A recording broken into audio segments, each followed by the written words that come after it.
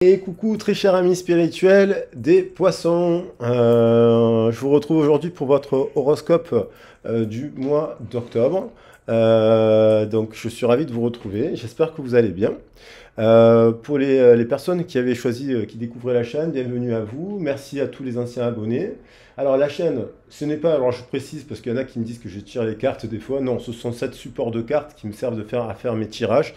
Donc là, on a les 7 chakras en fait qui sont posés sur la table.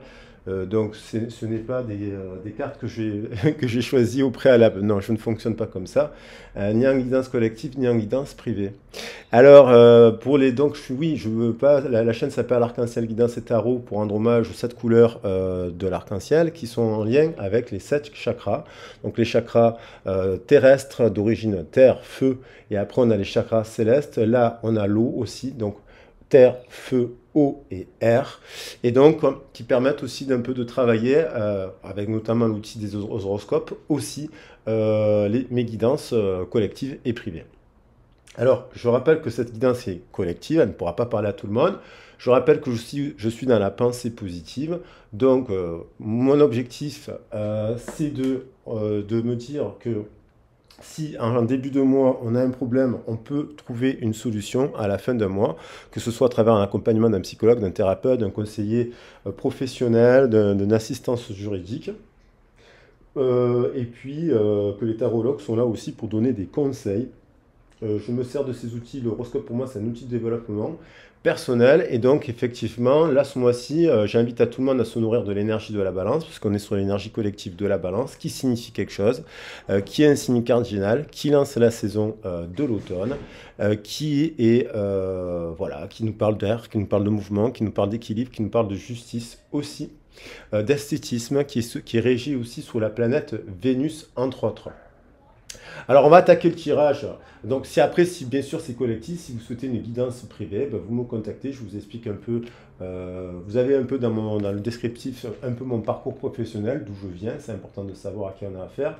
Et puis, vous avez également le mail dans la boîte de description pour avoir si vous avez besoin d'un accompagnement et avoir des demandes, n'hésitez pas. Allez, je vais attaquer le tirage. Donc, ce tirage s'adresse aux poissons, ça reste un tirage général. Vous l'adaptez à votre situation sentimentale professionnelle. On va voir les forces et les conseils des oracles pour ce mois-ci et comment on peut se nourrir et intégrer l'énergie de la balance. Voilà. Donc, le tirage s'adresse aux poissons, signe solaire, ascendant, vénusien, lunaire et descendant. Je vais prendre un message de l'oracle des portes de l'intuition et on a l'attente. Vouloir les choses intensément et sans impatience, c'est la clé de votre réussite.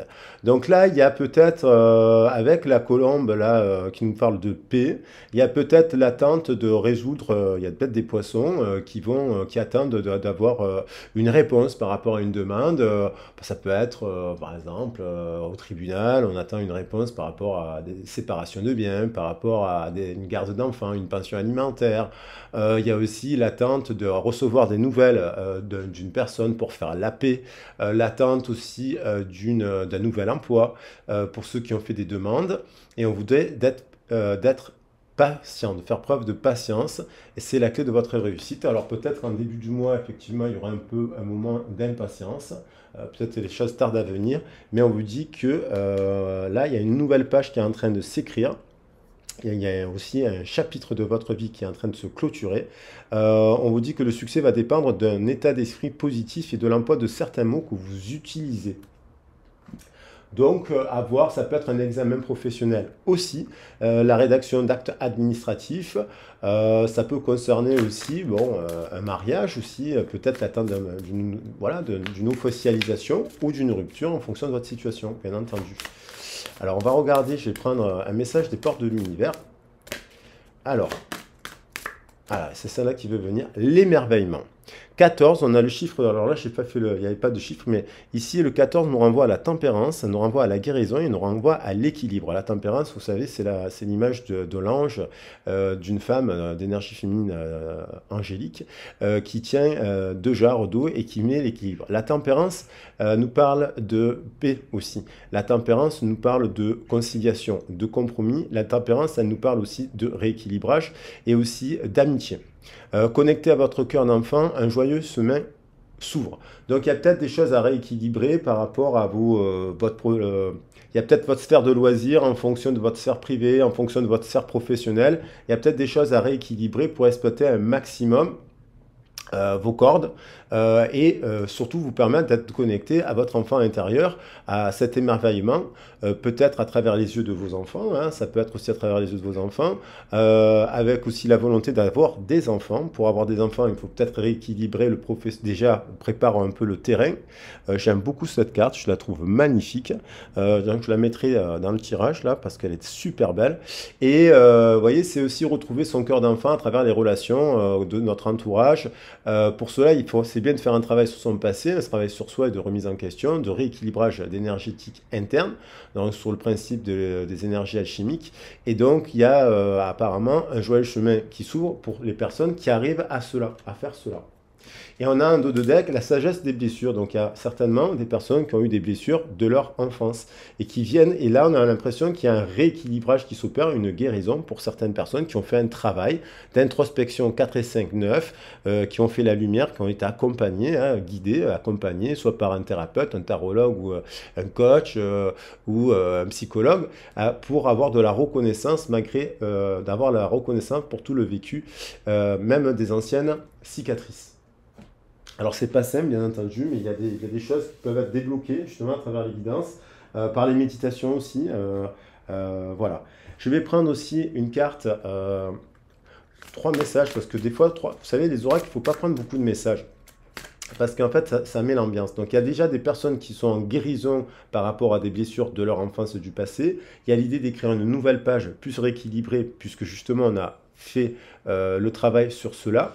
Et donc, du coup, on tourne la page, un nouvel emploi, parce que c'est déséquilibré, dans une nouvelle relation, voilà. Il y a peut-être, vous avez mis en place aussi un projet d'enfance, une création, hein, ça peut être une œuvre d'art, et vous attendez par exemple un résultat, une réponse à une proposition que vous avez faite. On a lire l'énergie, le maître ascensionné Merlin et la merlinite mystique. Alors, lire l'énergie, ça permet, Merlin, c'est quelqu'un, vous savez que c'est on dit un sourcier, dans la tradition des sourciers ou des druides, en fait. Et le Merlin, c'est un titre, c'était un titre de noblesse qu'on a donné à la cour des rois celtes. Voilà. Et on a derrière le cœur de lion. Avoir un cœur de lion, la déesse Sekhmet et l'agate de feu. Donc il y a de la passion dans l'air. Peut-être que vous essayez, vous avez la capacité peut-être de lire l'énergie. Peut-être qu'on a des personnes qui observent la vidéo, qui ont des dons, des capacités, des facultés, qui voudraient justement se mettre à les exploiter, à écrire peut-être des dons aussi d'écriture, dans l'écriture intuitive, ou dans la médiation créatrice, bien entendu, on invite à cela. Et qui ont la capacité à capter les énergies, parce que 3 et 4, on a un équilibre entre l'énergie de l'impératrice et l'énergie de l'empereur. 3 et 4, ça nous fait 7. Donc il y a un éveil, ça veut dire qu'il y a aussi une cohérence dans les 7 chakras. Du coup, on a la capacité de développer sa cognition. En psychologie cognitive, on va vous parler de l'équilibre et aussi de la proprioception, mais on peut parler aussi en ésotérisme de sixième sens, de clairaudience, de clairvoyance, de clairsentence ou de pressentiment. Donc vous êtes à l'écoute, on vous invite à la lecture de l'énergie, ça nous invite à faire preuve d'intuition, d'être à l'écoute de ces intuitions. Alors, je vais préciser quand même, parce que de cet oracle, il est merveilleux, je vous invite à vous l'offrir. Regardez, 250 pages, l'énergie des anges et des cristaux. Je rappelle que les anges ne sont que des messages qui permettent que si on intègre leurs vertus, permettent de développer notre aura, notre champ électromagnétique en science, ou tout simplement nos ailes d'ange, diront certains. Alors, le message, on vous invite, nous vous offrons la lecture de l'énergie. Nous affirmons que vous avez la capacité de lire l'énergie sans vous tromper et nous vous encourageons à exercer ce don. Vous ne contrôlez pas le flux d'énergie divine. L'idéal est que les messages arrivent tout seuls. Contentez-vous, lorsque vous vous préparez à lire l'énergie d'une personne, d'un endroit ou d'une situation, de vous montrer réceptif. Que vous effectuiez cet exercice depuis des années ou que vous entamiez tout juste votre parcours en la matière, nous allons vous aider à prendre confiance en vous et en votre perceptivité. L'oracle vous apprend que votre capacité à percevoir les choses constitue un élément important de votre vie, de votre mission divine. Il vous sera utile de le développer et de vous y fier, car il vous aidera à faire les bons choix. De plus, même si vous n'en êtes pas conscient pour l'instant, les autres ont tout à y gagner. Voilà. Dès lors que vous agirez dans l'amour inconditionnel sans juger les autres et dans la compassion, ceux-ci pourront se servir de vos révélations pour gagner en autonomie, vaincre leur peur et mieux connaître l'amour. C'est un peu le principe aussi de certaines personnes, confrères et consoeurs qui exercent dans cette profession à travers des soins énergétiques, à travers les oracles et le tarot. Là, on voit qu'il y a eu un combat, la lutte. Il y a eu des affrontements, il peut y avoir alors, que ce soit au travail, que ce soit en couple, que ce soit un conflit ou dans la dualité, avec soi-même. Souvent, on se met en conflit avec soi-même. C'est le principe de la dualité. Il faut revenir à l'unicité. Là, on voit quelqu'un qui porte une armure. Ça veut dire que peut-être porter une armure depuis plusieurs années, par rapport, ça peut concerner des personnes, hein, pas tous, mais qui sont dans un cycle où ils se protègent. Il y a quelque chose, on se protège. Pourquoi on se protège? Parce qu'on a eu des blessures de l'enfance. Donc on porte une carapace. Du coup, il y en a qui parlent de faux self. On développe, on a plusieurs personnalités. On ne se montre pas, on ne se montre pas vulnérable. Après, la lutte, il faut s'en servir, il faut aller au combat. La lutte n'est pas qu'une si mauvaise énergie, c'est plutôt une énergie aussi de lutte, de combattre. S'il y a une situation qui ne vous convient pas, c'est peut-être pour ça que vous êtes en train d'attendre la paix, parce qu'il y a un combat dans des démarches, il y a eu peut-être des disputes dans un couple, il y a eu peut-être des conflits dans le travail. Et ça fait peut-être plusieurs années que ça dure. Et donc du coup, on vous demande d'être en résistance aussi, hein. La colère n'est pas une mauvaise énergie. Lorsqu'il faut sortir la lance de la mère gourou, il y a la lance de la mère universelle. Ben oui, c'est pour se défendre son territoire, ses droits, notamment dans le cadre de l'emploi. Et puis voilà. Alors après, ça, c'est sur la situation actuelle. Il y a un combat, il y a des personnes qui luttent en opposition, à savoir quoi, comment. Donc après, ça, c'est au cas par cas. Et si vous souhaitez en parler, n'hésitez pas à me contacter.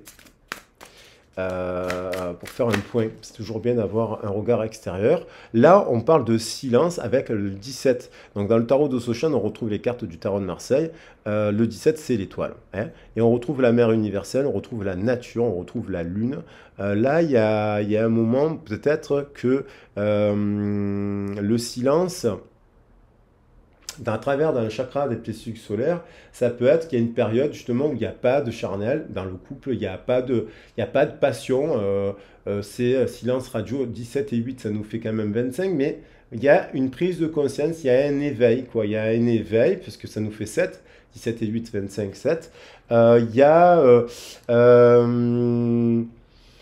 besoin de guérison aussi, ça a besoin de faire de repos le silence, hein, parce que là il y a l'idée quand même au travail, on est épuisé, donc on a besoin de se mettre en repos, de mettre de l'eau de guérison sur un chakra de feu pour rééquilibrer justement un peu le corps, l'esprit, le mental, et rééquilibrer ce qu'on disait au départ, la sphère loisir, la sphère privée, la sphère professionnelle, la sphère sentimentale. Il y a peut-être besoin de redéfinir les choses. Avec la lune, on nous parle de créativité aussi. Il y a aussi l'expression, à travers les chakras les chakras sacrés, c'est aussi les passions, la créativité au sens large du terme. Il y a peut-être des choses à exprimer, peut-être à travers l'écriture. À voir. Pour libérer émotionnellement l'angoisse que peut représenter l'eau à forte dose. Mais là, c'est bien parce que ça crée de la tempérance, justement. De l'eau sur le feu, ça crée de l'air. Donc, il y a peut-être, on vous invite à cela si vous êtes épuisé dans la lutte. Alors, après peut-être vous êtes en silence radio, vous êtes bien aussi, vous êtes célibataire, c'est peut-être aussi des célibataires qui sont très bien, qui s'expriment autrement à travers des méditations, à travers des activités dans la nature, à travers des activités créatrices, et qui sont célibataires aussi, mais qui le vivent bien, hein, parce qu'on a le 7, c'est aussi un chemin de solitude, le 7. Entre autres. L'isolation, voilà, moi je vais parler de l'isolation, il y a peut-être aussi besoin de lutter pour sortir du silence. Peut-être que vous vous êtes isolé, peut-être qu'il y a besoin de remettre du sel, de nouvelles activités, de transformer quelque chose. Vous voyez, avec la carte de la transformation du 13, l'arcane sans nom. Là, on a l'impression d'être isolé. Le 3, ça nous parle de Trinité, le Père, la Mère et l'enfant. Il y a peut-être un isolement à travers, soit dans la famille, à travers, entre votre mari, votre compagnon, je veux dire, ou vos enfants, ou votre compagne, soit on se sent isolé dans le cadre de l'emploi parce qu'on n'est pas aidé, il n'y a pas le travail en équipe, soit donc du coup le corps pleure, il y a quelque chose qui s'exprime parce qu'on ne se sent pas bien. Il faut voir quoi. 3 et 15, 18, on retrouve la lune et on retrouve un peu l'angoisse et les larmes. Ça peut être une dépression, mais la dépression, ça peut être l'occasion de redéfinir les choses, de remettre un nouveau cycle. Voilà, de faire un point et de réajuster dans tous les domaines de sa vie. Voilà, c'est pas que négatif, ça peut être aussi considéré comme une chance. Et l'amoureux, donc évidemment, on a les amoureux, donc les amoureux nous parlent de choix, nous parlent de cœur. Alors là, au centre du tirage, c'est magnifique. Les amoureux, elle est magnifique cette carte, celle aussi je peux la prendre parce qu'elle est super belle. Elle est au centre du tirage, donc il y a un nouveau départ. Si c'est 22, ça nous fait 28. 28, si je fais la résultante, ça nous fait 10, donc ça nous fait la roue de fortune. Et ça nous fait, il peut y avoir un redémarrage. Alors, il est nécessaire de sortir d'un cycle d'isolation, de silence et de lutte. Donc si vous êtes célibataire, c'est qu'il y a peut-être des choses à voir dans votre mode de vie actuellement pour rencontrer de nouvelles personnes, à voir, cas par cas. Si vous êtes en une relation à distance, bon, il y a du silence radio, il y a de l'isolement. Il est peut-être, et vous avez quelqu'un dans votre cœur que vous percevez, vous êtes triste parce que vous êtes séparé d'une personne. Si vous êtes en couple, c'est possible aussi que il y a des choix, parce que les amoureux, c'est un choix, c'est l'hésitation. Peut-être que vous hésitez à quitter ce couple parce que vous venez de traverser une période compliquée. Peut-être que vous avez rencontré une nouvelle personne, vous hésitez peut-être à refaire votre vie avec une autre personne ou à vous séparer pour aller de l'avant. Alors, il faut voir il ne faut pas se précipiter. Donc, on retrouve la dualité, vous voyez. Donc, la schizophrénie, je parlais de masque et de faux self. Bon, peut-être que vous êtes dans un parcours, justement, de ce qu'on appelle classiquement de flammes jumelles, où on est dans un... Voilà. Voilà, ça peut être... donc, du coup, il y a une personne qui porte un masque, et du coup, elle porte un masque parce qu'en effet miroir, elle est dans ça. La schizophrénie, le 2, ça nous parle de la papesse aussi. Le 2 nous renvoie à l'union. Le 2 nous envoie à l'effet miroir aussi. Donc, c'est la construction dans le partenariat, le chiffre 2. Donc, vous voyez, il y a des projections, il y a des personnes qui ne portent pas, qui ne montrent pas leur vrai visage. Et ça peut être aussi au travail, bien entendu. Des gens qui ne montrent pas leur vrai visage parce qu'en fait, ils portent une armure, ils portent un poids. Et en fait, voilà. Donc, il y a peut-être cela aussi à travailler. Et donc, ça peut être aussi avoir plusieurs partenaires. Peut-être que vous vous doutez que vous avez appris que dans votre couple, il y a quelqu'un qui avait une triangulaire. Peut-être que vous avez dans le cœur deux personnes, ce que je disais. Peut-être que vous hésitez entre deux chemins possibles dans l'engagement, la communication. Et ça peut être aussi dans plusieurs emplois. Alors après avoir les domaines, faire un bilan de compétences pour identifier là où vous auriez plus de chances de vous épanouir et de remplir votre cœur.